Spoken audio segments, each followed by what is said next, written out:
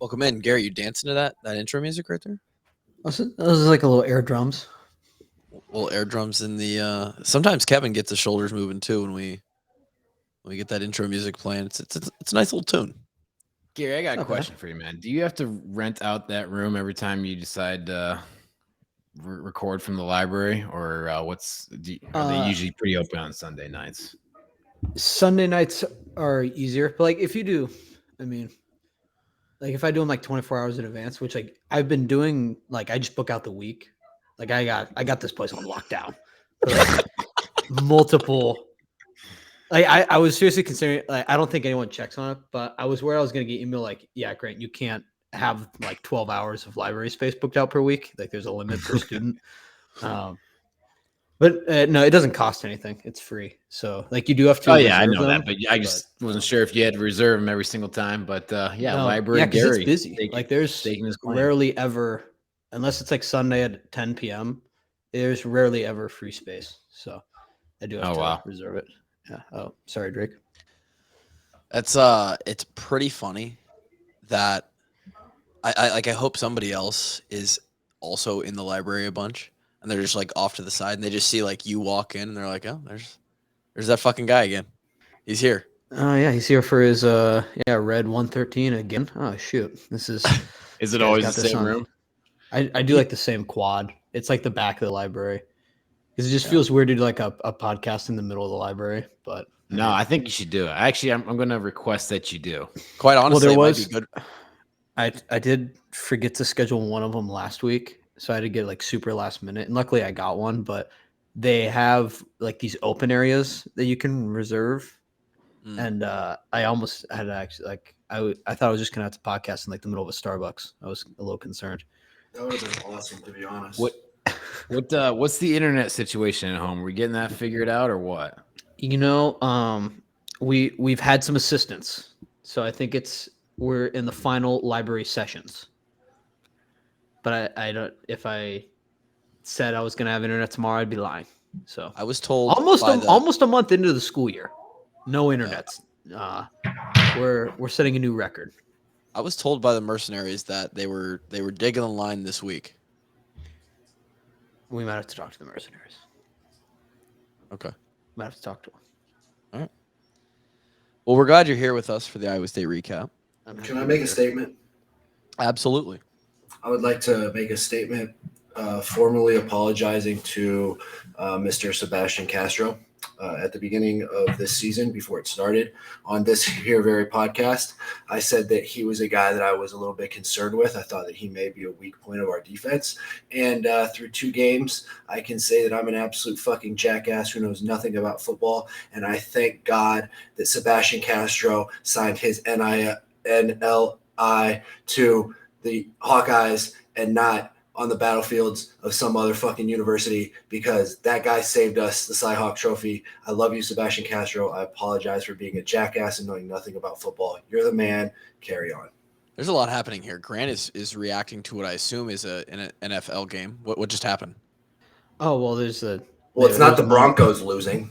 Hey, all right. This is an Iowa podcast. We don't have to bring up the Broncos here, right? Especially. Well, you didn't text me back, so I'm gonna make. I was locked in. I was dialed in. All right. You can't have any distractions. Drake just made an on-air live apology that he mixed in with the Niall Kinnick speech, which was fantastic. And we will get to Sebastian Castro. What a play by that guy. Seems like we've seen that one before, haven't we? That certain play looked like deja vu. And I'll just say this. I'm glad that ball don't lie, because the absolute travesty that was the play before that, or shortly before that, where 2 plays before that, Nico got drugged down. I was looking around. The Iowa State fans in the stands were looking at each other like, "Oh, we just got away with one," and I felt like I just got like I got abused. I felt like the zebra. As soon as that play happened, my phone buzzes, and I'm like, okay, I check it. Our good buddy George Kittle texted me and just said, "That's a penalty." I said, "Bro, I'm throwing a fit right now." He immediately texted me back, "Ball don't lie." Yeah, ball don't lie. takes a lot to get JJ Watt upset on Twitter, and he tweeted about it. He was not pleased. He was not satisfied with the Dude, he got officiating. hooked by where a chain would hang. He would have got his chain snatched off his neck. Unreal. And they didn't call that. Holy shit. Speaking of penalties, no penalties on Iowa during that game. Cleaned it up a little. Cleaned it up now. It's one of the only reasons we won the game. To a degree, Kev. Talk to me. Talk to me, Kevin. Talk to me. We did have to burn 3 timeouts to avoid Sure. delayed games in the first half, which is not ideal. A penalty was not called. Got to use them. It is a cleaner game. You're right. It is a cleaner game, Gary. You do have to use them. It didn't hurt us in the second half like it would have in the first half if we used those timeouts to avoid penalties. So hey, we'll it take is the a step in Cyhawk. the right direction. We'll take the Cyhawk and leave the timeouts, baby. It was interesting. I obviously was there. I got to attend the game. Our good buddy Ike, the Girth Show, was in Ames this week, and I didn't get to see him, but I'm sure that he was having a grand old time. The Iowa State experience, the Jack Trice experience, is a little bit different now. The student section has been moved, and I sat right next to the student section. It's on the far end of where they used to be, so they just switched corners, same side of the field. It's the same spot we were going into in the overtime. Mm-hmm. They've bowled in that end zone, which makes for a better stadium experience. They did that while we were there. Was it done? Yeah, it was bowled in when we played there. Okay, so at least from what I can remember, though, that not only as a fan but as a player, that makes their stadium way more legit. And it was already cool, but bowling in that end and then building that, I think they put like a building on the other side as well, where there's like suites. That makes their stadium a little bit less bad. I'll tell you what's their really stadium wasn't never bad, dude. It wasn't. That's a fun place to play. The environment is great. What they make it is great. The stadium was at one point. Listen, bud, it ain't Ross Aid Stadium, and it ain't no damn wherever they used to play in Northwestern. That's true. What's it called? Ryan Field. Yeah. Ryan Field's bad. What is horrible about Iowa State is they have the most poverty press box I've ever seen in my life. It's I don't know where that is on the funding, where that is in the fundraising schedule of money, but that's bad. But their overall stadium experience has increased with that bowled-in end zone. They've built Drake, Kevin, when we walked out down the side of that building, those fans were on the same level as us. Like the fence was, yes, like they were. You were almost eye to eye with the first row of fans. Yeah. So that has now changed as well. Not only is the student section not right there when they come out, and they don't even come out of back behind that building anymore. They come out basically right where the swarm starts. It's a completely different entrance for the opposing team, which for the that Cyclones, stinks. It was a bit of an experience, like we talked about. Yeah, we built it up, and then I realized like all of what we said is no longer. It's unfortunate, but it's not for the opposing team. It's for them, and they come out of a big long tunnel that they made and all their theatrics. So it certainly was interesting to experience the game from a spectator point of view. I will say this. They've got good fans that come out and support them. And they just seem like, even when they're losing, they just seem happy to be there. They're happy to be there to lose, even. Like, they're just happy to be there and have a team to support and cheer for.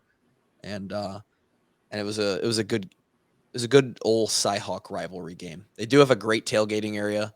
The area around Jack Trice is great. I walked over the new bridge that connects to the stadium. They're pretty horny over their new bridge that they got. It's a bridge. It's cool. And is it a skywalk or is it a bridge? It's just a bridge. They built a bridge over the road that runs east of the stadium, and it connects like those intramural fields that are out there. Played a 7-on-7 tournament there. Yeah, it connects the far end of those fields over to the stadium. So it is nice. It helps with a little bit of the walking traffic, but it is what it is. I will say this.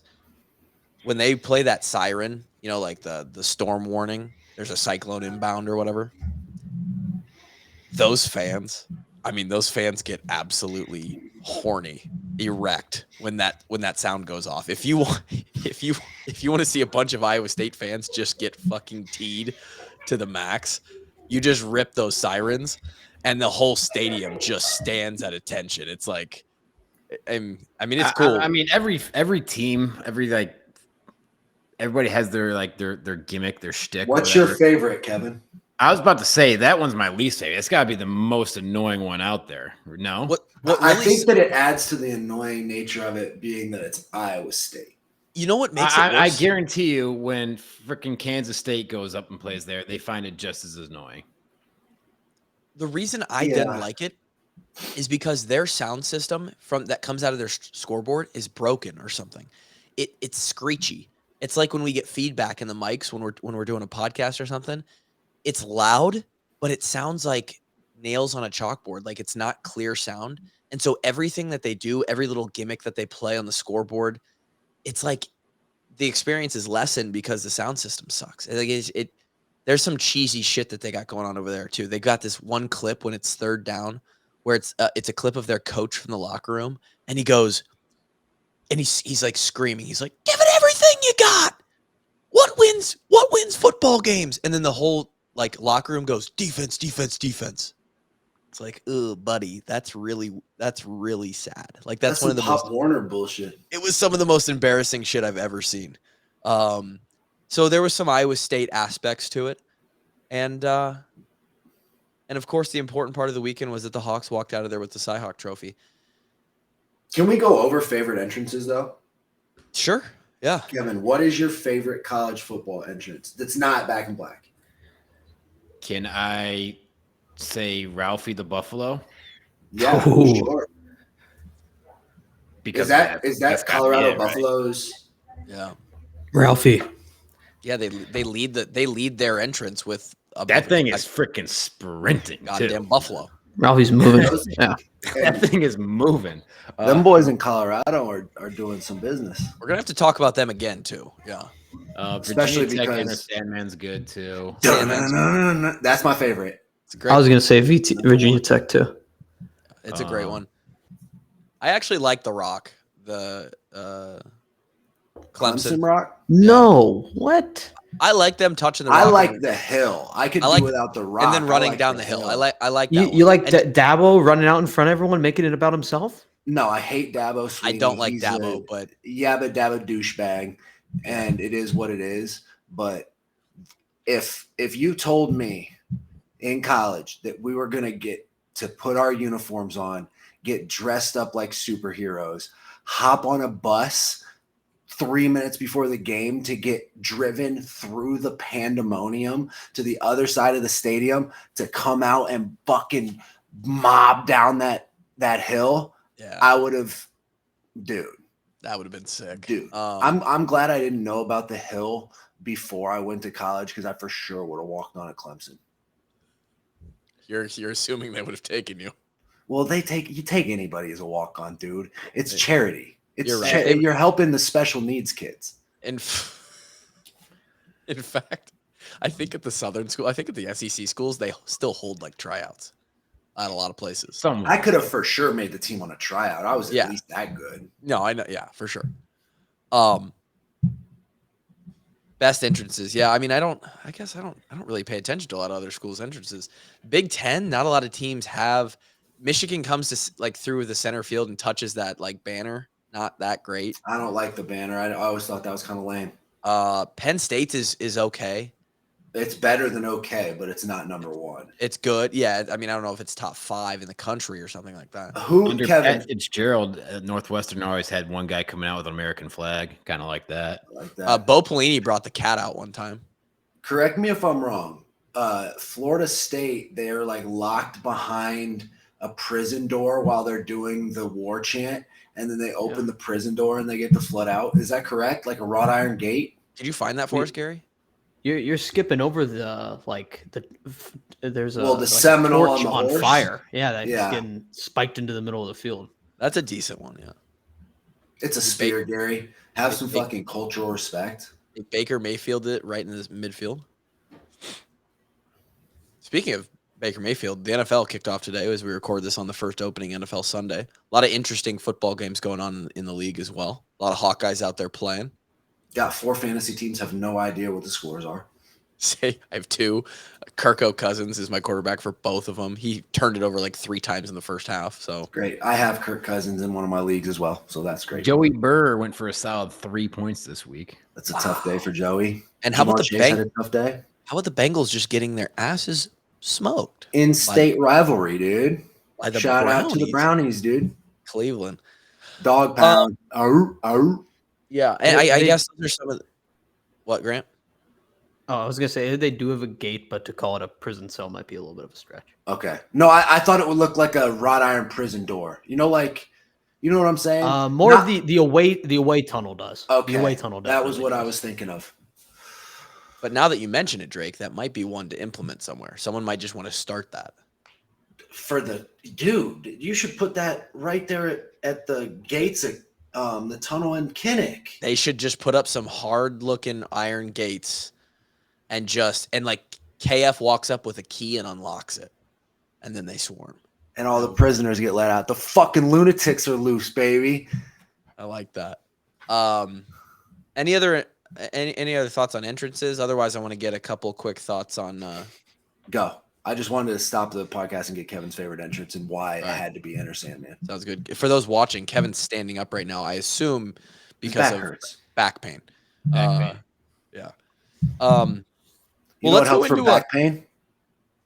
Yeah. Let's go into our recap betting segment. You didn't let me finish, Kluver. Do you know what helps for back pain, Kevin? Oh, you said what? You already know what you're gonna say. Go ahead and say it. If you lick my butthole. Yeah. There you go. It's a solid one. It's a classic. We had some bets out there. We always do. We do a segment around here called Ward's Winners. It's presented to you by the same title sponsor that presents the entire goddamn show, and it's Betfred. Okay, download the Betfred IO app today, or if you're a listener from another state, download your state's Betfred app, assuming that they have one. Start making some picks today. You can get in on the fun. The betting channel in the Discord has been more active than ever these last 2 weeks. Grant is in there telling all the people to take certain. I think someone hit a huge parlay, and it wasn't Bo. Yes, we had a 16 leg parlay hit. No. Somebody from our Discord. Yes. No. Somebody in our Discord hit a 16 bomb. I'm pretty sure. Were they all money lines or against the spread? Because against the spread, that's like I believe they were all. There was like a couple minus 1,500 money lines in there. Sure, but what did this end up paying out? I'd have to. It's probably still got to at least be 20-1, even if it's all massive favorites. Either way, we put out some picks. Betfred putting the money down It for turned $37 into $400. Wow, they must have taken some huge. Yeah, it was just betting huge. Yeah, you got like Maryland money line, which was 5,100, and Missouri money line minus 1,500. Smart. I mean, 10-1. You can't be that upset about it. Hey, no one's ever been pissed turning 37 into 400. Nope. Tell you that. No, like 16 in a row is still crazy. Like wild. Especially with some of the results that are going on in college football. Let's talk about it. Well, I guess let's talk Drake first. Drake covers with his one football bet of the day. Took Iowa -4. I actually took 2 of them. I gave Bo Bauer 2 bets, and both of those hit 2 football bets. Because Colorado -2.5 was a lock of the century. If I was a bettor and I would have looked at the lines, I would have came into Wednesday's podcast and opened it with like, stop the presses. Vegas is got Colorado at -2.5. Put every dollar that your bank account has in this. Well, don't worry, because it was one of my picks, and I took Colorado -3, and that was a hit. I was watching that at the tailgate. Yeah. On the grounds of Jack Trice Stadium, and I told Jeremiah that Colorado was going to curb stomp them to the FCS, or maybe I said donkey fuck them down to FCS. I don't know, something good. And he told me to eat shit. And then I just sent him the eyeballs. I just like at the end of the game, I just looked at him, and he said we suck. He called the game on the radio too. I think he was in. I know he was there. That's why I texted him. So Drake had Iowa -4 officially on the graphic. He also had Adesanya -650 money line, and he got beat like a drum. He got his fucking face drummed off. Yes. As a -650 favorite. Yeah. Surely the -650 bet hit, right, Drake? Surely that made it. No. How about the minus? We have to put like Drake's record that's got to reflect at least 3 losses. Here's the thing, Kev. I had no idea what the lines were when I picked them, and I admitted that to Gary because he came around on Dickhead Thursday or Drake and Gary Thursday, on Patreon, and he was making fun of me, and I was like, "Listen, man, I don't." Oh yeah, we recorded on Thursdays though. Spoiler alert. Yeah, I was like, we have another show now or what? Yeah, we do. We do. Yeah, there's two shows, and. Kevin, I got nothing but time to burn, buddy. I got podcasts to do. I have no idea what's going on in this company. But I told Gary, when I look at these UFC picks, people text me and say, "Hey, who should I bet on UFC?"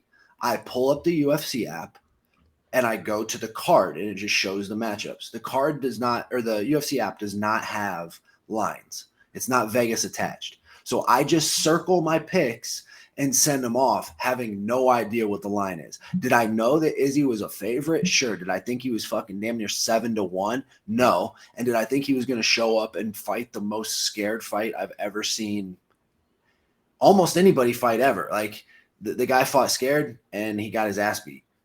I'd be scared if I was in the ring with that guy too. No. He was a better fighter. Izzy's the better fighter. He fought horribly. How about the how do you say this last guy's name? Manel Cop. He almost got a first round stoppage, and he ended up winning by decision. Okay, so you're 2-1. No.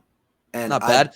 The one that hurt bad was the underdog, the UFC underdog that I picked because he's got a great record of fighting at home, and Bo he should have been 5 for 5 on my picks that I sent him, but he was 4 for 4 because he forgot one. And that if that co-main event would have hit, I would have told him to cash his ticket because the -650 isn't worth the risk. But it didn't happen. It was a good sweat while it lasted. I was 2-1 on the weekend as well, which brings me to 500 at 3-3. Colorado smokes Nebraska, covers the -3. Iowa and Iowa State, it was never in doubt under 36.5. I mean, come on, people. When's the last time that game it was at 20 at halftime. It was never in doubt, Kevin. Ever. And you know what? I don't even know what the line for next year's Iowa State game is. It isn't in doubt. It's in under. What was the score? Was it 33? It was 2013. Yeah, so 33. I hit the under on that one. Tulane, I believe, was up at one point in the game against Ole Miss, but couldn't keep it together and lost by 17. So they do not cover the +7.5. Yeah, they were up, and then Ole Miss ties it up, goes up a score, and then Tulane has like a fumble, like what they're doing 2-minute drill, and that game was closer. 17's misleading. Scoreboard reflects. Closer game than its score showed. Yeah. Also, backup QB was named starter very close to game time. That's tough. That's tough. Gary, talk to me about your picks. Yeah. NC State +7.5. No sugarcoating it. We got lit up this weekend. It was a bloodbath. It was not good. Fade Gary. Disaster. It was a good thing we got the victory lap in last week because it's back to the usual now. It was not good. But on the graphic, the worst you can go is 0-3, and you went 1-2. Wazoo covered. There was some look with NC State. First of all, if I knew that lightning was going to strike the stadium in the middle of the game, I would have picked differently. That's a bad omen. Did that happen? I would have picked it. Yes. Lightning strike to the scoreboard. They went on a weather delay and lightning strike the stadium. Yeah, a bunch of the East Coast games got delayed. It's a bad omen. Yeah, so not good. Yeah, it was instantly over after that. Not good. And then Illinois was pathetic on Friday night versus Kansas. Kansas, by the way, ran the polecat. I don't know if you saw that, but I did. They looked like I mean, it was like Kansas had the most electric offense I'd ever seen. Great band, Kansas, by the way. Like they were just rocking all night. Great. So it was Bone Dog. Tell me why I'm in the over. Discord. I'm in the Discord betting thing right now, and I'm seeing plus 1266 parlay for me. Thanks to the In the Kitchen pod for giving us amazing picks. You couldn't have been that bad. We got dudes out here making money off you. Well, I think that was sarcastic because I had the opposite of pretty much everything on that parlay. So I think that was fading. I thought that was sarcastic. It was a fade Gary parlay. I believe it was. Yeah. Hashtag we got lit up today too. Bone Dog. It was So not Gary, going well. Gary, you're gonna be opposite of me in the first 2 weeks here. You're gonna go 1-2 this week on the card, on the graphic. We're both now 3-3. Kevin will finish with your picks from the Betfred app, Betfred Sports. Shout out to him for sponsoring the podcast. Kevin had minus. Send Gary some more money, man. He's trying. Well, send Kevin any money because Kevin's account is dry. Yeah, and I'm a little bit upset about it right now. Kevin, they must have got the email wrong. They typed it in. No, they're scared of me, man. They know if they load up the account, they're just piling on their losses. It's over. They're gonna have to take out. Fred, stop fucking around, dog. We'll stop saying your name real toot sweet. I'm telling you. Don't send Kevin money this week. I guarantee you I'll never say your name again. And I'll make sure this podcast never says it again either. Fred, don't fuck around, dude. I promise you, we are vindictive, cunty people. That quote of the week on the podcast. Get washed up walk-ons brought to you by pettiness. Kevin, Iowa -4. That's a hit. It's a hit. We'll talk about it here in a second. Nebraska, Colorado, under 60. Never in question. I mean, Nebraska stinks, mate. They don't have a terrible defense, though. Well, we got to talk about the Big Ten West here in a second. It's not great. Virginia Tech, Purdue. I don't know how that one ended up. How'd we fare there? That was a loss. It was had to get over 46. It was 17-17 at halftime, and then so I'm thinking I'm golden, right? Gold, 34 points. They don't score. No one scores until like 6 minutes left in the game for one more touchdown, and that's it. That hurts. Yeah. So that was one of those games. It's supposed to be an 11 o'clock kick. They play the first 5 minutes of the game, and then they're on like a 7-hour weather delay after that. Oh, 7 hours? Yeah. Did they stay at the stadium? I don't know. Oh my God, that's one of the worst days ever. So to finish the betting segment, brought to you by Betfred, are Virginia Tech and Purdue dead to you then? Are they dead forever? No. I mean, it's just that's a bet that definitely should have hit and just didn't. You know, sometimes you make the right play and it doesn't work out. That's poker. Sometimes you make the wrong play and you get lucky. That's also poker. That happens in football. There's about 6 teams that are on my dead to me list now after this weekend. Gary's funny. I'm quite upset about Molten and the coaches too. No, the crazy thing about that Virginia families. The crazy thing about that Virginia Tech game is Virginia Tech's down 7 with 2 minutes to go, and that's when they decide to switch quarterbacks. Really? Just 2-minute drill. Put it the backup in. Yeah, just send it in the closer. And again, this is like after a 7-hour delay. The guy probably hasn't warmed up since like 11 o'clock that day. Breakfast. Cold as ice. Yeah. So that was a tough one to lose on. Like you check the score at halftime, you think you got it in the bag, and it is tough. If you want to join in on the fun, follow along with the walk-ons picks, or make your own picks. Follow along, choose your best 3, try and match up against us this season. Download the Betfred app today. Get in on the action. Betfred, bonus king. Let's talk about the game at hand here. Iowa 20-13 takes home the Cy-Hawk Trophy. Rightfully back where it belongs now. Feels good. Felt really good to watch them gather and swarm to that trophy in Jack Trice. Warms your heart as a former guy. feels even better that Iowa does things. And I'm not saying we're better than Iowa State. But we are. But we are, right? And Iowa State, when they do it, because they haven't been there before, right? You might win the Cyhawk once if you go to Iowa in your career. If you're in, so you go over, it's every man for himself. It's whoever can get to the trophy. They're not worried about their teammates. Iowa, they've been there before. Everybody gathers together. Joe Evans, the Ames, Iowa kid in front.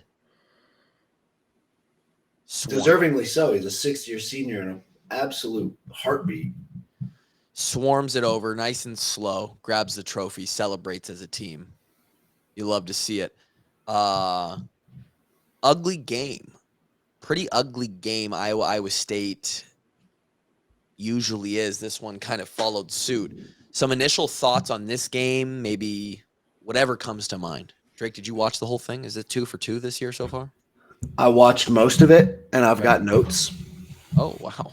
Oh, Jesus. Wrote Holy shit. Somebody mark this down. 453. Handwritten or printed? It's on. Holy shit. Holy shit. There's at least 6 bullet points there. Thoughts. So, my first thought is something that I noticed, but was reinforced by somebody who I'm close to that also knows football. Won't mention their name because maybe they don't want their thoughts on this here program.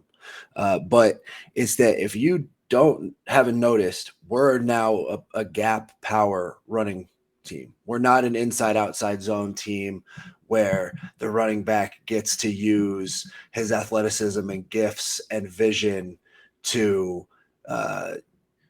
stretch basically defense and split them. That works for you. Exactly. Find the cutback lane. Because our offensive line is not athletic enough to take 3 techniques from a guard position and reach them on the play side. I don't believe that our coaching staff has that faith in them because, well, we're running a lot of gap schemes, dude. We're running a lot of 1-back power. We're running a lot of 2-back power from I-set, from offset, any way to try and dress up the fact that we're running gap scheme, but we're also not road grading teams like a good gap running team does. Like Wisconsin has been a gap scheme team until now. Yeah. For as long as I've known Wisconsin. And they've also had one of the most noteworthy offensive lines every year for as long as I've known Wisconsin. And right now, our run game, aside from a couple of pop plays, which I wrote notes on, are Brian Ferentz breaking tendencies, making amazing calls to break tendencies to catch the defense off guard. So shout out to all the fucking Cheeto fingers who are like, Brian can't call plays. It's official. This guy doesn't know shit. He's got a great quarterback now, and he's got great receivers, and he does no shit about football. It's like, go fuck yourself. He broke 2 tendencies on 3rd downs and had huge pop plays because of it. If it's not for him tricking the defense, we're not really getting the job done running the football, and we're not able to use our running backs' playmaking abilities to make defenders miss, because you don't make defenders miss in gap scheme football. You run through people in gap scheme football. And right now, we're just not running through people. Yeah, I mean, you take out Jazz's one run, which was a tendency breaker, because that's the very first time we've handed him the ball on 3rd down. Was that a 3rd down play? I believe so, because he's a 3rd down back. You're right. It was 3rd down. We had 112 rushing yards on the day. That was 60 of them. Yep. Then you take that one out, you have 28 runs for 60 yards or so. Yep.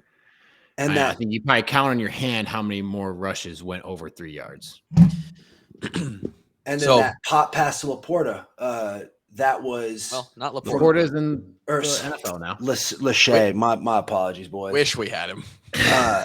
And I'm all aboard choo the Luke Lachey bandwagon. He is a total thoroughbred. Yeah, he's that kid is a stud. That's a tendency breaker right there. It's 3rd and 2. What does Iowa do when they line up in the I on? I think we were in 22 personnel too. What does Iowa do in 22 personnel when you line up in the I? You run the rock, and it was a fake power pop to Lachey that went for 40 or something. So Brian doesn't know shit about football. He just knows exactly what the defense is expecting, and he breaks the tendencies on 2 extremely crucial 3rd downs and wins the game. But just fuck that guy. He's an idiot. I will. Yeah. Before you continue, Draker, we get more thoughts on this offensive line power or zone versus gap scheme thing. I will throw in my own unsolicited opinion on the people who are saying Brian's still the problem. Like, through 2 games, I think it's pretty clear that he's calling a good game. I don't think Brian's the issue here. I think. And the funny thing is, people don't understand the difference between zone and gap running scheme. Well, and that's what I wanted to go to next. That's going over fans' heads who are just watching the offense not run the ball well. Right. They're just watching the ball get handed off, not watching the front 7 at all, and they're like, oh, it was just another 2-yard run. Oh, it's another 3-yard run. It's just. So, Drake, could you explain to everyone, those who aren't as into that or in the know here, the difference between a gap and zone, a little bit more than you did, and also explain why our current offensive line and their abilities favor one versus the other, and where we've been in the past when we had when we were there, when we had lines Yeah, sure. So a zone scheme is the scheme that allows your running backs to be playmakers. It's the professional way to run the ball, because it allows for your offensive line to work in tandem as a machine, to work through the down linemen to the linebackers, creating lanes of cutback for the running back to go make his money. There's inside zone, which you much expect for the big plays to be found backside. You run an inside zone, you're trying to hit usually the A gap. You could run inside zone to the B gap also, but everybody's stepping, trying to reach, but they're trying to reach and get vertical. So there's a lot of double teams inside zones between center guard or guard tackle on the play side, trying to get that reach. But if everybody gets running, then the running back just cuts back. To dumb it down a little bit further, what Drake says by reach is basically you're trying to get to the outside pad of the guy who's outside of you. They're just building a wall. Yeah. And a lot of times, say you're running inside zone at a 1 technique, your guard is going to block back. He's not really going to block back, but he's going to block straight ahead because he's got that 1 technique between him and the center. So you're probably going to get an ace, which is a double team between the center and the guard, so that the guard gives the center enough presence in the A gap for him to get man on a man and then take the block over from the guard, who's going to work up to the play side linebacker. Yeah. Or so that's where you're trying to get. You got 2 guys on a down lineman, but there's also a backer behind him. Mm-hmm. You have to work that double team so that you can kind of transition that from a double team. You get him moved over so that the inside guy can take him one-on-one, freeing up the other guy to get up to the second level to the linebacker. And why that's hard for unathletic lines is because if you're just not quick enough to do that, then linebackers are going to be running right past you, right over the top of you, which is kind of what we've seen the last few years us have issues. And then also before we go forward on that, it also takes a true level of cohesion between the offensive line. I still see Iowa rotating offensive linemen, which it is only game 2, but they're trying to find the best combo. They're out there doing chemistry with their offensive line, trying to find which molecules go together, dude, to form the cohesion that allows you to work in these tandem doubles, to go ace, deuce, tray. Everybody has to be so on the same page, working in synchrony. Whereas a gap scheme, you step down, play side. Say if you're running power 26, down, tight end, down, fullback, kick out, running back, start a gap, out. And a gap scheme is a thing where you're going to find linebackers in the hole a lot more because they're not getting double. No one's doubling. It almost forms like a wedge, dude. The line is almost just trying to go in goose formation. They're opening one straight ahead, and you just keep running behind it until maybe a little crease forms or something. Yeah, and usually a gap scheme, says gap. There's usually a pretty specific gap that the running back's the target to. Drake, it's always A. You on power, you take an A gap track and you stay A gap until you can't, and then it's out, never back. Yeah, and so like you get a line crashing down, and usually there's one puller coming around. Sometimes there's several pullers too. Typically the backside power, guard. You're gonna have the guard and the fullback on the kickout blocks. And so you're sitting here listening to Drake and Kevin explain this, and you're sitting here like, oh, fuck, maybe this still goes all over my head. What does this mean? And I don't want, and to be honest, if any of our offensive linemen are listening to this, you should probably fucking use your time more wisely. Yeah. But don't take this. I totally understand whose mouth this is coming out of. But what we're essentially saying in the most respectful way possible is right now, our offensive line athletically is not as suited, and like Drake said, cohesion wise, they're the chemistry of those five guys. You can get away with having not great athleticism. Like these guys don't have to get out and move in space like Trent Williams or like Joe Staley did or anything like that. Like they don't have to be alley blockers, but they have to be able to always know when is the right time to leave this nose tackle to go to the linebacker. Is my guy there? Do I know he's going to be there on that second step exactly in this spot so that I can leave it to him? And you got to be in each other's brains, dude. An offensive line is a unit, is a machine. And right now that puzzle piece or those puzzle pieces are not quite fitting together in a way that our coaching staff, Brian specifically, is confident. This is coming from the top. Coach KF is KF knows offensive this lineman too. Through and through. He spends his whole practice with the offensive line. Sure, and I bet him and BF and the rest of the offensive staff are all talking about it. They're like, hey man, we got to run more gap. It's just like gap is going to have to be where we go here. Hey, correct me. Maybe I'm the only one that saw this. Does the snap timing still seem just a little bit off to you guys? Seems off. It doesn't seem nearly as bad as it did all last year, but there did seem to be a couple slow ones. That might be, and this could be bullshit, but this maybe just speculation. With Cade's quad, he might have a half second slow getting out of, pushing out of under center. I don't know. He didn't seem to look super hurt.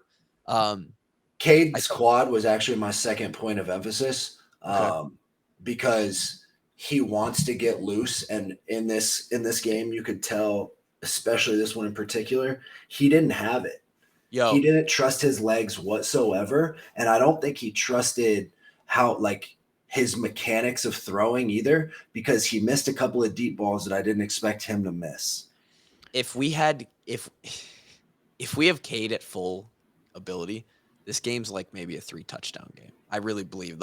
And to be honest, I told you I went with my couple friends from high school. We walked in and Gimbel was a quarterback, played 4 years at Southwest Minnesota State. We walk in, the first thing he starts eyeing is he's like, all right, where's Cade? Watching him warm up. He watches like 2 plays and he goes, oh yeah, Cade's good. And Cade was testing it. He was doing little sprint forwards, just making sure the quad felt good. He feels good, but I think, Drake, you're right. I don't think mentally he's comfortable of. He doesn't want to explode off that. He doesn't want to hit the nos. especially if you have like a pulled muscle and you have a setback too, then that's really, it's not exactly in the back of your mind, but it's like almost a little bit like a mental block. Almost. Yeah. Yeah. And I think he has that right now. And who knows if hopefully he can pull that off as soon as possible. Maybe he doesn't all season. He's still very capable right now. What do you guys think about, I mean, I don't think KF would do it, but I would consider giving him the next game off. Shut him down for a week and a half. They're playing Western Michigan. They're favored by 24. Michigan. Well, I'll tell you what, man. It would depend what you know you have behind him and Deacon Hill and Joey Labus. Like, how confident are you in their ability to get it done? Joey Labus started a bowl game, didn't he? Yeah. I would love to have a fresh Cade going into league play. I'll tell you this, Kev. I would be very highly considering Cade for 2 quarters, and then that's it. Well, that first league play, 2 quarters still gives you a week of practice. That defeats the purpose, man. I'm saying like sometimes these soft tissue injuries. Oh, you're saying just rest him the entire week. You got to shut it down. If he's going to prepare, he's in practice on his legs, working that muscle, and then he's in the game for a half, putting 100% effort into it. That's just injury. That's just re-injury. Yeah. It just depends on the severity of it, man. He knows what the muscle is doing. But I'm saying, like, if a week and a half off of it gets you back to 100%, I think it's worth it. Week and a half and a PRP shot. If I'm KF, I'm asking him, hey, you think 10 days will do it? Because to be quite honest, boys, I think Sneak and Deacon the skid loader or Joey Labus gets it done for us this week. I want to see Skid Diesel, bro. Same. I was waiting for him to come in for a couple sneakies on Saturday. Mm-hmm. Needed it, man. I want to see it. I'm telling you, if we had access to the QB sneak and the quarterback bootleg right now, that playbook, I mean, you know how Iowa loves the boot. And we're just not able to do it right now because Cade, So, but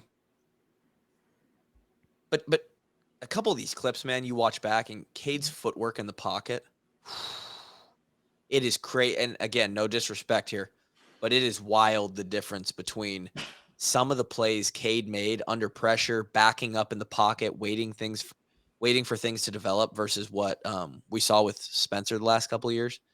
Spencer just didn't have that. And then, he was probably, again, we talked about his pocket PTSD just from a couple years of poor line play, but man, Cade, speak positively. I'm still liking what we're seeing out of pass protection from you. Love what we're seeing out of pass pro. Love it. I mean, a couple pressures, but it's a whole game. Like it's going to happen, but sure. For the most part, I think. Has Cade been sacked once yet? I don't think so. I think he took 1 or 2 yesterday. I don't think he did. I know he took at least 1. Huh. Well, it's not an issue right now, which is nice. And I'll tell you what, I don't have the knowledge to break it down. Drake, you might be able to tell me, but it seems like we've run a few different things in the pass game as well. We're running some of these comeback routes to some tight ends. I know, Drake, you were a little bit you questioned a little bit our receivers' ability to get separation. I'm just wondering why if there's separation, the ball isn't going that direction. Yeah, I think we've got tight ends that are getting double-digit targets. We've got running backs that are getting some targets. The receivers are getting no targets. Nico gets a couple targets, but let's just call balls and strikes. He hasn't really been open. He made a great play last week. He wasn't open. And if he's open, if these guys are open, not just him, if these guys are open, why are we not throwing it to him? Because we know Cade is not afraid to let it rip. He wants to make plays. Why? I don't get it. Seth Anderson had his guy beat to the house couple times. Move. We just threw him. Right. And I'm not saying every single play. I'm just talking about the volume of targets. If the receivers are consistently getting open, because my point is that we're not, our playmakers are having trouble getting separation. Yeah, and I think that was actually a pretty decent DB unit from Iowa State too. What I was going to say is Iowa State has a great – I mean, that's just a good defense, right? Mm-hmm. So, I mean, you're likely looking at – and hell, I don't know, watching some of these other teams play and the scores they're putting up, I mean, you're probably not going to see two other defenses this year that are better than Iowa State's. I mean, that's – like, from what I understand, Deontay Vines, he can run real well. He's a burner. Like, let's try and take a shot. They aren't getting as open as we would like them to. You know, it's not ideal, but I do think they're creating a little bit more separation than. Well, I can't see it on TV. You know, the TV, right. You get one shot at it, and that's that from whatever angle they give it to you. But I will say this too: when Cade needs to, he did this a couple times. He's done it a couple times in both games.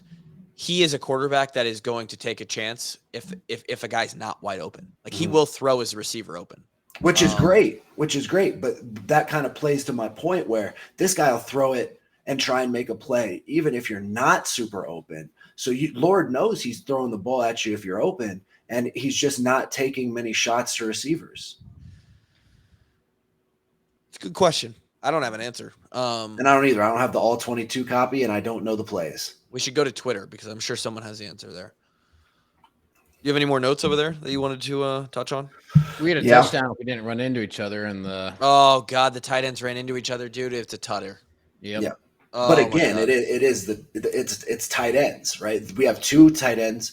Lachey is more of a playmaker than All is. I would like to see All be a little less of an inline tight end, because right now he's fitting in a little more as an inline tight end. If we're just being honest, he runs a lot of underneath routes. Lachey is the playmaker between the two tight ends. But I think Eric can make plays too, though. Eric is still a consistent, good, big-bodied target who Cade's comfortable with, and it's working. He's been successful, and the tight ends are a huge shining point. Lachey dropped one, and tough to call that one a drop. Or not dropped one. I don't even know if it would have been Lachey or the other guy. Was it Eric that was in on that? Were those the two that ran into each other? Or was there a third string in there? I'm not sure.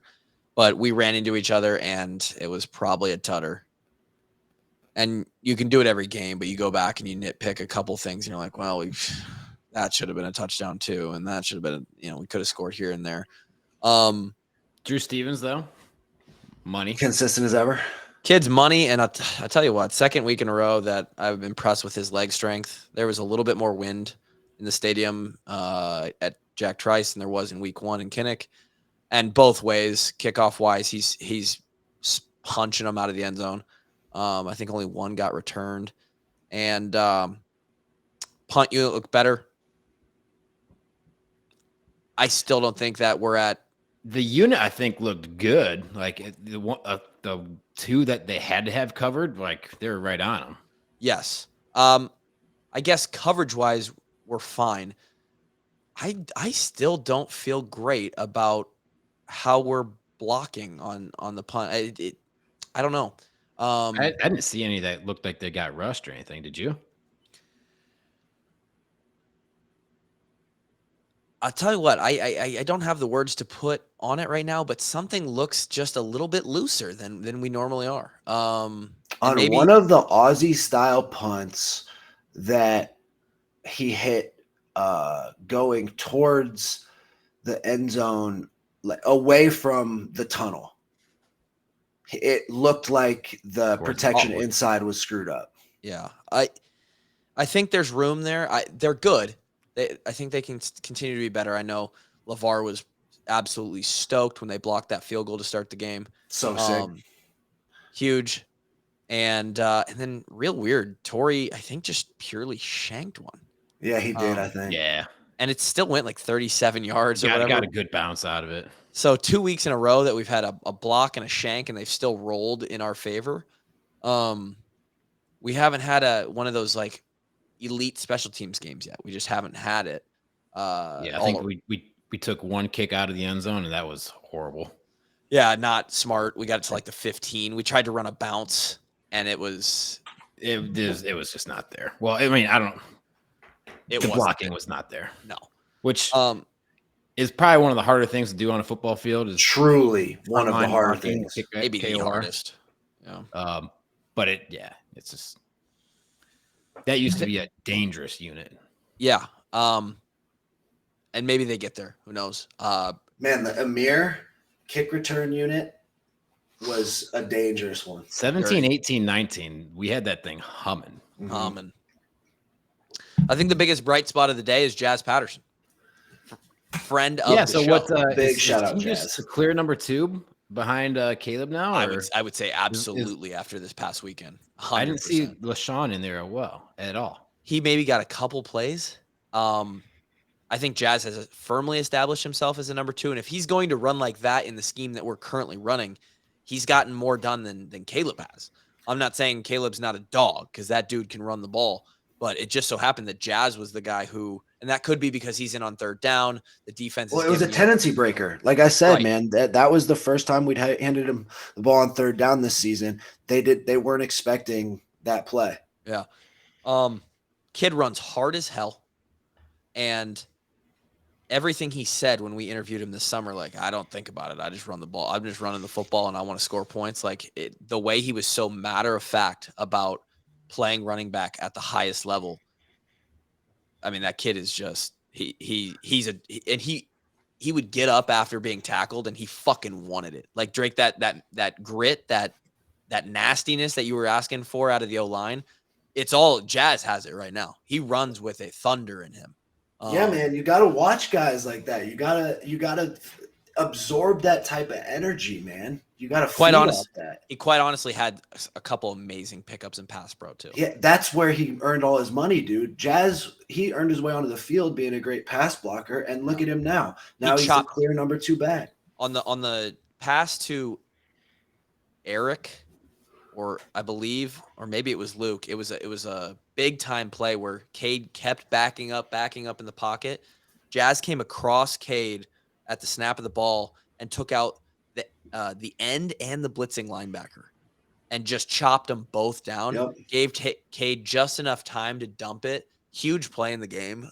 I mean, it was beautiful. It was really clean. And huge props to Jazz, because it means that he's been doing a lot of due diligence, putting in time, learning the pass protections, right? Yeah. Because it takes a trustworthy running back to be the third down back, because a lot of the time you're going to be a protector.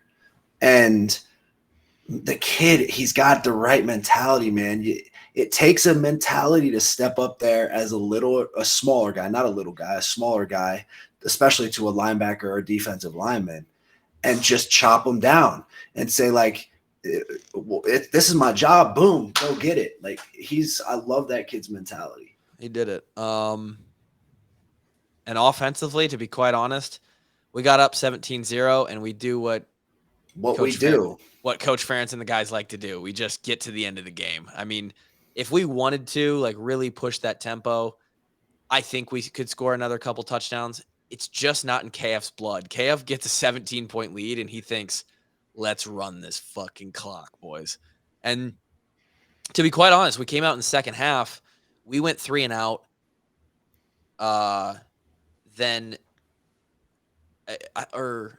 We went 3 and out. They had a drive where they got 1 first down, then they punted, and then we had like a 8 or 9 minute drive that took most of it off the clock, and we ended it with a field goal. I think that field goal. All of a sudden, we're at the fourth quarter, and 6 or 7 minutes of the fourth quarter was their long drive where they ended up scoring a touchdown. So it's not like a play by 9 there too. Lee was in good position, and that kid made a phenomenal play. We sent pressure, Kevin. I'm pretty sure we sent everybody on that touchdown they scored at the end. Yep. Sometimes they make a better play. And Lee got turned around a little bit. No, he was okay though. He was in good position. He didn't finish great. He was a little off balance. He was off balance, but he was in position. That kid had to make a highlight play just because of the position Lee put himself in, and he did. He made a highlight play. Let's see what else. I would like to see a little bit better play out of our fullback. And that is funny you say that because tight end. I took some mental notes, Drake, and that was one of my notes. The fullback play, and again, no disrespect, but we've had some dudes now, and they come downhill with a bit of a mean streak. And what I saw out of Hayden Large, and I get it, buddy. You're built like a goddamn skyscraper. You're a big dude. You're not Brady the bowling ball, but we got to come downhill like Brady the bowling ball. And the other thing is this one's tough, and I do feel for him here because in some of our gap scheme running, our guys aren't getting that good surge off the ball, and he's trying to come from a king set. Yeah. And sometimes there's a guy in his direct path, so he's having to change his path. And I get that. It's tough, but it's part of the position, and you can't get lost in the wash when you got to kick out that guy on the play side of a gap scheme. And playing fullback is not as easy as just running straight into somebody like Omaha drill. And right now, the level just needs to improve a little bit. Yeah. Speaking of improvement, we talked about week 1 to week 2 improvement. I think we saw a lot of it across the board, and a good team, which hopefully Iowa is and becomes back in the AP poll, ranked 25th again this week, will make improvements week to week continually throughout the season. Kev, I'm going to leave the last bit of analysis here on the defensive side of the ball. We talked about Castro's pick 6. I think I could have made that fucking play from the upper deck in section U, row 16. Rocco Becht, the redshirt transfer quarterback for Iowa State. As we talked about, you're going to make a few mistakes, especially against the Iowa defense, and he made one large one there. What about the defense for the rest of the day? Overall, they played pretty well. Would have liked to see them be a little bit better on third down. They were 7 of 18. But didn't give up any big plays. Iowa State didn't have any play over 15 yards, and credit to them. They just their game plan was, we're going to take what the defense gives us, which is easy to say, hard to do. Sure, you probably saw it throughout the games. We can get an 8-yard pass here, get a 6-yard pass there. It's not hard to know what coverage we're running most of the time. Right. But being able to execute that on a full-length field, if you're not giving up big plays, you have to do it. You have to have 10 plays. You got to do it a lot. Yeah, you got to do a lot. And those are hard plays still to execute, right? Mm-hmm. An out route to the field is still a 40-yard throw. Iowa State, quick note here, Iowa State clearly just lacking any threat downfield. You think we lack a threat downfield? Iowa State was scared to throw. This was the joke with Riley and Blake, the buddies that I went to the game with. They also had a freshman quarterback. They were scared to go past 10 yards. They're not throwing that thing more than 10 yards. The thing about Iowa State, though, is I feel like they always have a 6'5" receiver. Yeah, they don't know. They have a couple of good receivers. Nobody as good as the guys they've had lately. Not Lazard, not Hutchinson. Yeah. But no, they did a good job of taking what we gave them, and that culminated in a couple of drives down the field, only one of which gets in the end zone. And like Drake said earlier, the guy made a great play. From what I can tell, I would like to see improved is we are not getting as much pressure with our 4 down linemen as I would like to see. I'm glad you said it because I didn't want to. Thought the same thing. And we were hyped up on this D line, right? And it's not that they've played poorly. I think we're probably missing Noah Shannon a little bit. The more more than we thought we that would. you can have inside, the better. Because them big boys, if you got them playing at 100% with all their energy, they're gonna make the hell for the center guards. But especially those big boys, man, they get tired. They get tired. But if you don't have the depth there, missing your best guy interior, Logan Lee's pretty damn good too. But missing one of your best guys in the interior, it's less get after it. You wear the offensive line down just a little bit less. Through 2 games against 2 offensive lines that are not special. Not special. Great way to put it. I would rank them as good against the run and okay against the pass. I mean, I don't know if our D line has but 1 or 2 sacks through 2 games. Up to our defensive line standards, I would say it's just okay and okay. Yeah. We need pass rushers get paid, man. Edge rushers get paid for a reason because they can absolutely turn games around. Shout out to Lucas Van Ness, who dogged Fields today. Yeah. There's a reason why he's on Primetime Sunday. I don't know if we have that guy. We would really like to have that guy when we go to Happy Valley in 2 weeks. We'd really like to have that guy if we could find ourselves in the Big Ten Championship, big-time games where they're going to need to throw. It's going to be late in the game. They're going to need a 12-yard pass to complete a 3rd down. And if we can get a guy to – You remember that defensive end from Michigan State that we played in the Big Ten title? Was it Golston? Yeah. Sounds right. Tough. That was – he was the game. He was the X factor. And I just don't know if we have that. I don't think we're going to leave gaping holes for another team to run on us. And if we do, we have a great 2nd and 3rd level. And I think we can get enough pressure that they're not going to be standing back there all day. But we're not settling for average around here. Like you said, up to the Iowa standard, we're just not. Let me ask you this, Kev. So I'm seeing a lot of linebacker matched up on slot receiver getting beat on like 10-yard outs.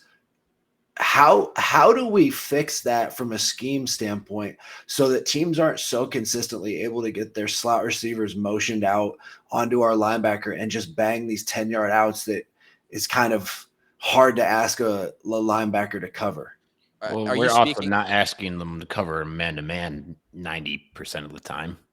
Right. It's almost always a zone scheme. And like I said earlier, we don't hide a whole lot of what we do defensively, especially in the back end. We just make it hard for teams to execute that at a consistent level. And if you do, congratulations, you'll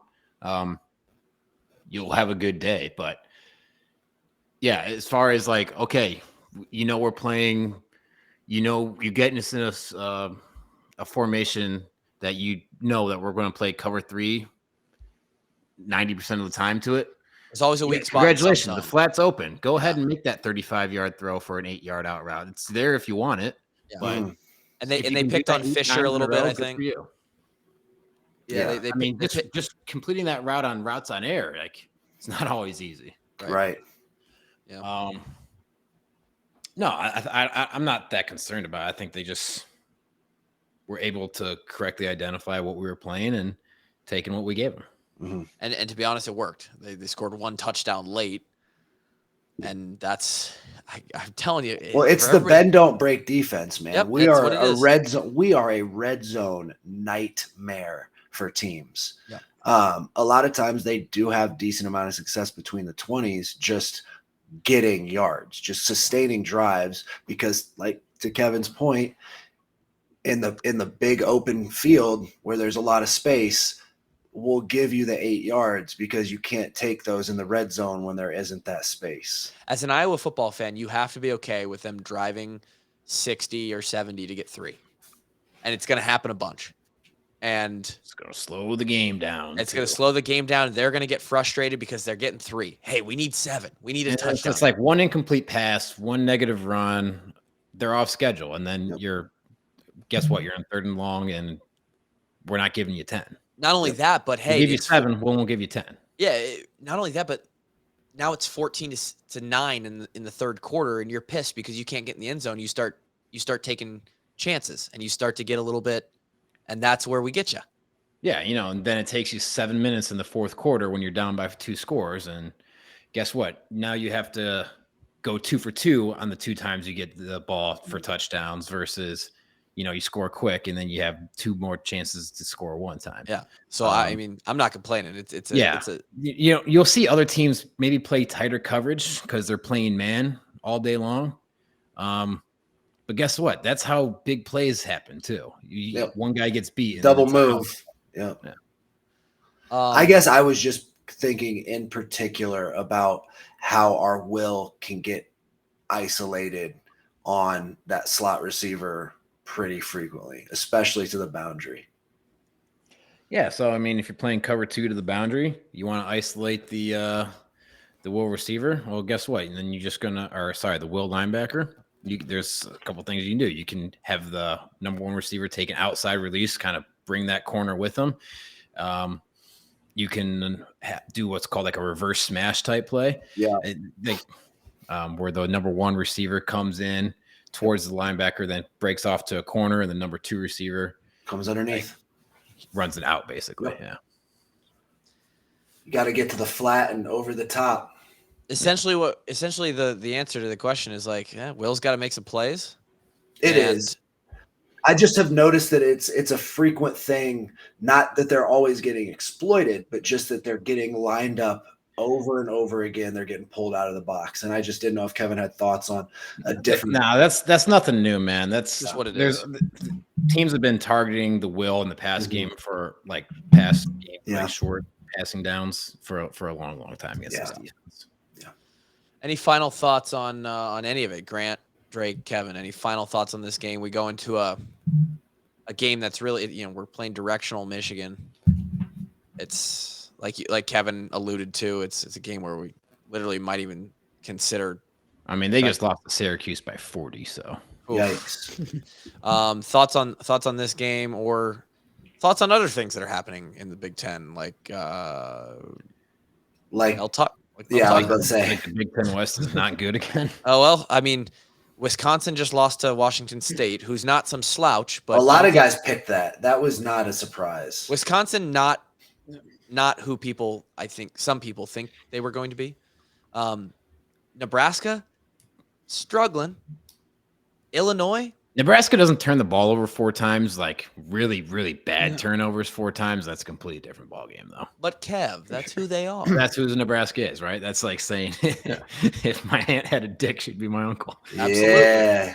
If Santa had kids, he'd be transgender. This is Santa. Yeah. So Illinois they were getting dog walked by Kansas. Housed. Yeah. It was. Minnesota struggled with Eastern Michigan for a little bit. Who else? Northwestern's a dumpster fire. Purdue is ass. I mean, they pulled out a win in Blacksburg. I'll give it to them. Sure. They also lost to fucking Kent State the week before that. Fresno State. That's worse. So they got a good head coach. How about do we think that Mel Tucker, is that a conspiracy or is that just me? I don't know. I don't want to be disrespectful to the sexual harassment victims, but this seems whether it's a conspiracy or not, he admitted to doing it. Which is just, I mean, just having a little wank on the phone when what are we doing? Oh my God, that's so bad.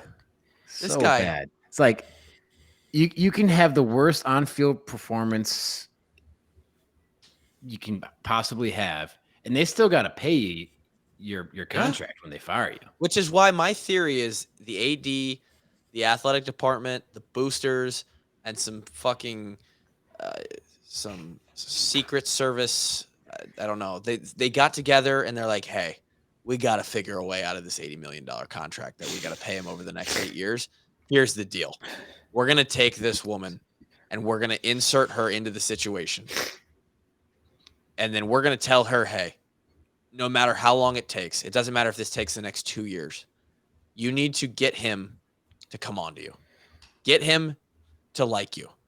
And now, eventually, he's going to do something that he will know he did. And all you have to say is that you did not consent to that. You were not looking for that. Something was off. Something was weird. All you got to say is I was drinking.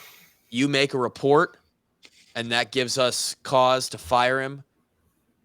Michigan State is $80 million richer, and we're getting a new coach, baby. But if he really was in They there, probably wish it was 80 million. I think it's 98. Like it's Well, a he's ton 2 of years money. into it, though. Yeah, he's been paid out 2 okay. years of salary, so but if he was in there with his cock in his hand, weird guy. weird. Yeah, I mean, again, that could possibly be true. I don't think it is, but he still did it. They couldn't make him have a wank on the phone. Hey, here's Also, like, just again, you're married. Maybe just don't hit on the don't sexually harass the anti-sexual harassment lady. right. Yeah, kind of know your audience there, right? Yeah. Exactly. And also, hey, phone sex? What are we doing? Huh? Different generation. He's old. What are we doing though? Right? Is this like in recent memory, like fastest fall from grace college coach? Absolutely. Like from like 2 years ago where he was like, Dude, the year The after he signed next that big mega thing, and deal, then they now were it's- trash. Yeah, but you ever heard of a well, I mean, guy like named it somehow got even worse though. Also, Like, I mean, just how bad of a look is this on Michigan State? They just cannot get away from the sex. They got Larry Nasser over there. They got Mel Swear Tucker. to God. This fucking place. well, you got to Dude. get out of East Lansing, man. great though for Colorado, who used to have Mel Tucker, and then now they got Dion. They're kind of like spotlight everything. Oh, I mean, There's a silver lining right there. what does Colorado's schedule look like these next few weeks? When are they actually? Oh, it's a Got gauntlet. games. They got It's USC coming up, I it's- think. They got USC and Oregon back-to-back weeks. So if they can, I want to say. so it's about to get real interesting. They're super legit if they make it out of that. Like, Yeah. If they, super I was about to legit. say if they make it out of that, I'm not ready to call them legit. Quite. No. I will if they say- make it if they're 4-0 after that, they're super legit. I will say this: when I looked at their schedule, because everybody was all about it to start the season, I saw 3-8, or 3 and what's the fucking math there? 3-9, and I think 8-4 is very possible now. I think, Oh, for What sure. an 8-4. absolute freaking meat grinder they got. so they've got Pac-12 has 8 ranked teams currently. They've got Colorado State, which they should handle, but then they've got Oregon, USC, Arizona State they'll handle, Stanford they should probably handle. Then they've got UCLA, Oregon State, then Arizona they should handle, Washington Arizona's State, not bad. Utah. Yeah, They're they're going to sneaky. handle Arizona, dude. How about Baylor coming back from okay. a Texas State win and beating Utah? Listen, G-Bone, if you play all these All the way teams around that- there, big dog. Oh fuck! They actually came back. You're right. I saw that. They were up and somehow lost that game. No, Utah won. Yeah, Baylor lost that game though. They were in the lead with like 2 minutes left. Yeah. Unreal. if you go through that gauntlet, you're not afraid of Arizona. You've already played 9 super hard games. You don't go into week 10 and be like, oh no, Arizona coming to us. They handle that.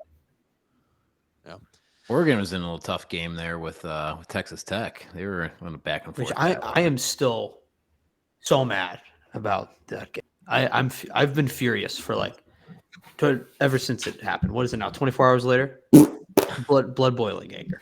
I don't know if you guys got to watch the big game, Texas versus Bama, but I mean that one was a hell of a shootout, sweet. too. Such I a watched sick- that. Yeah, that was sweet. Texas is legit. Alabama's probably going to have a little bit of a down year. Mm-hmm. 9-3 and fucking calling for Saban's head. 9-3, 10-2, but young offensive line, new quarterback who is not a first round draft pick like they've had for the last 6 years. It feels like Sex years? Sex years? 6 years. I mean, it has been sex for them. It's been awesome. Caden yeah, should be- Proctor's starting, which is pretty crazy. he got worked a couple times. Did he? Bad. I mean, for a true freshman, man, I thought he played pretty Oh, good. he's elite, but For a true freshman, yeah. cool. 2-0. Hawks should be walking into a get prime week. I don't know what they'll do with the quarterback situation. Definitely an interesting question that you posed, Kevin. Give us your thoughts on Twitter, on the socials. Get him Catch some us. PRP and some BPC 157. Give him a week off, and we'll see him in Happy Valley, and he'll throw for 400, run for 150. If Cade throws for 400 in Happy Valley, I'll do a show naked. I mean, I'll do that. Wow, you just took that right off my brain. I was going to say we all show up naked.